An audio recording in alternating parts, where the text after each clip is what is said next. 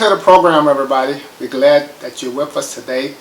Today our topic will be African Americans, unwanted and unwelcome. African Americans, unwanted and unwelcome.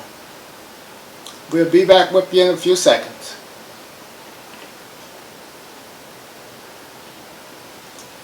Okay. African Americans, unwanted and unwelcome. After slavery was over, African Americans was in a sense unwanted. During the times of slavery, yes, they was wanted because they had to do certain things out in the fields and on the plantations.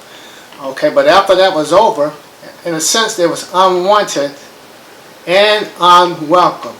So those are some of the things that we're experiencing today as African Americans, Melanated Americans, Native Americans. Some African Americans was already here in North America when they came from Europe, and also some came over from Europe, and some came over from Africa as well. So that's why we say African Americans, unwanted and unwelcome. And this has continued on. And you can, so we really have not been welcome. You haven't been celebrated. And you can experience this day in and day out in the United States. I remember when I was a little boy. I experienced this, and I didn't know why. A kid like 6 years old going into a store, and he's not welcome, and no one to say good morning. But you have folks will follow you around the store. So you have that unwelcome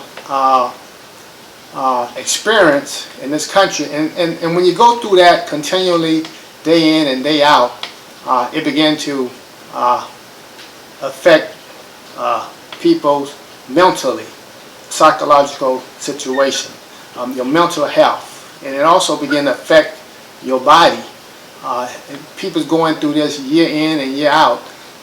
So it's like America has created its own problem by not welcoming its own citizens and having a sense of them not being wanted. And you throughout the history of the United States, you can sense this. And there's no way you can get out of this. Even if you became rich, you still have this sense of living in this country as unwelcome, unwanted. And we didn't come by way of Ellis Island, and no one welcomed us when we got here. So we still have that sense, and in a sense, that's what you see happening in the country sometimes in the African American communities. Sometimes you wonder why it's just such a well, we're having problems in the family. There's no dads in the homes, and less folks getting married, things like that. And well, a lot of that comes from the environment that we have lived in for so many years. I see sometimes folks say, well, you know, it's because of in the 60s, you know, when the welfare programs began, people just got lazy. It's not that people got lazy. We're living in an environment where we have been dealing with that experience of not being wanted and not being welcome. And if you go and live under a situation for many years, you're going to begin to display certain manifestations going to come up in your life. If you live in an environment in your own country where you're unwanted, some people handle that better than others. And you say, well, why do we have problems? Well, like for instance, young men. Well, if you, like I said, if you live in an environment for so long, somebody said, well, you know, the men just got lazy, African American men just got lazy because now the welfare system can take care of their kids. Well, if you look at this in another way, not just men being lazy, when you live in an environment, everywhere you go, you're unwanted, you're unwelcome, year in and year out.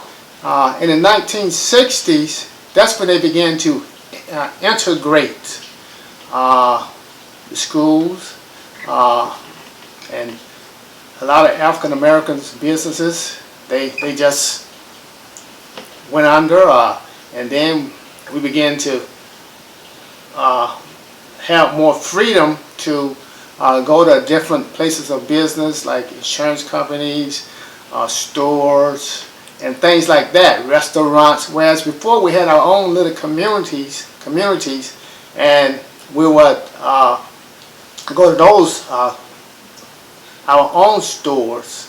But once we began to integrate into the society, the society did not welcome us, and we was experiencing a sense of being unwanted, and we had to deal with all kind of attitudes, and until this day it never changes. So that's affecting the overall community, just living through that environment year in and year out. And sometimes you see people do more drinking. Some people begin to use drugs because it's your brain don't know. You may say, I'm going to ignore this. You can ignore that, but your brain, the environment that you're living in is causing pain to this body. You're going through something. You may not realize it, but you're going through something. You're dealing with the best you can year in and year out. But your brain is causing a pain, and something needs to heal. There's a healing need to be done because of what we go through in this environment. And I know you can't depend on the government to say, well, you know, yeah, we need to stop what we're doing because it's affecting the whole country. What you do, for every action, there's a reaction. Okay? And when I came to the South in the 80s, I know everywhere I went, most places, you're unwanted, unwelcome. Unwanted, unwelcome. Even in the restaurants, you're unwanted, unwelcome. The government may say, well, you got to service all peoples, but the government can't make you welcome anyone. You're still unwanted. You can go in, you can go to the bank, but you're still unwanted in the bank. You understand what I'm saying? So you're going through that, and you can go to school, but you're unwanted, and you have to deal with that. You have to ignore that. But you deal with it, and you go through it year in and year out. You may say, well, don't pay no attention to that. You're not paying no attention to it. I'm going to go and I'm going to enjoy myself at this restaurant. But you're still going through the environment. You're having certain types of experiences. And it's affecting your body, even though you try to ignore it. But you're still just going through with that for long term. And that's what we see. And when folks begin to go through certain things long term, they handle it the best way they can. And some people just give up. You know, they just give up. What's the use? They give up. And that's what we see in a sense. And with the black men's, I say black. I don't think there's no such thing. You should say black. I just say African American. It's just going through the environment. I mean, ever since slavery, the mistreatment for so many years.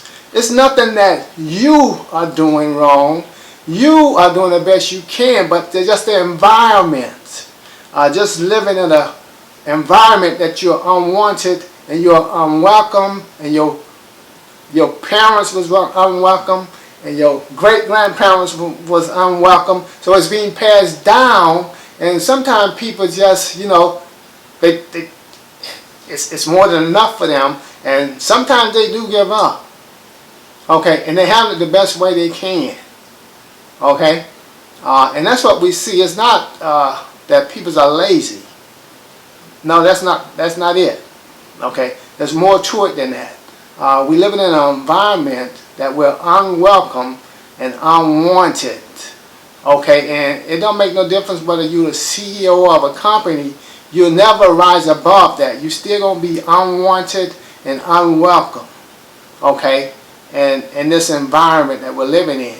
And if you say, well, I become a Christian, maybe I can rise above it. You're still going to be unwanted and unwelcome. Okay, it don't make no difference whether you're a Christian or not. If you're a person of color, melanated skin, because in this country, they judge you by the color of your skin, whether you if you don't have much melanin in your skin, then you're judged in a different way. But so that's what we're going through. It's not the welfare system. It's not that our peoples are lazy. Our peoples are not lazy. We're just going through some things that's causing a great effect upon the peoples. It's been going on for year in and year out. And some people just want to look at it and say, well, you know, it's just because they're lazy. They know the government is going to take care of them welfare. No, that's not it. That's not it. The problem is that's affecting people is that we're